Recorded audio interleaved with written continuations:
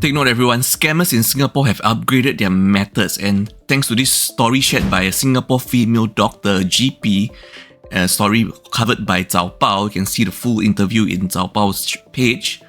So apparently, the scammer called the female doctor claiming to be from Citibank and specifically spoke in English and in a very distinctive Singaporean accent, which made the call seems totally legitimate.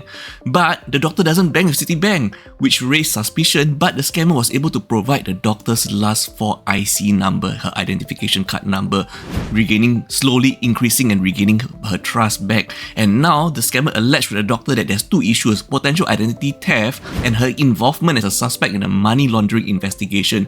Escalating the situation to be so urgent and serious, the scammer then instructed the doctor to set up an account within her own banking app using her credentials, making the process appear safe and legitimate.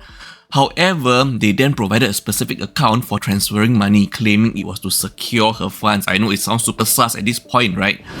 However, the scammer used a video call with a shared screen displaying official-looking logos. You can see MAS at one side, you can see police tags at the other, which further convinced the doctor of their authenticity. And remember, they were speaking in a very Singaporean accent, okay? At this point, the scammer had access to her banking app because they were using screen share, viewing her account balances and personal information. And now, the scammer pressurized the doctor further by issuing a fake arrest warrant but offered an alternative. The doctor could avoid questioning by reporting her location every few hours. I know, right? Even more and more sus. Framing this issue as a matter of national security at this point, and the doctor was pressurized to keep the matter confidential, increasing her compliance due to fear and urgency.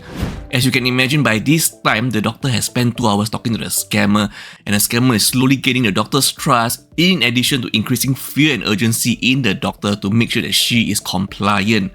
Okay?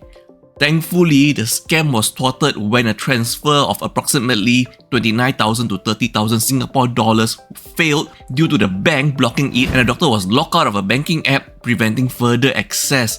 This technical failure actually saved the doctor. This technical error prompted her to question the situation as she could no longer log in.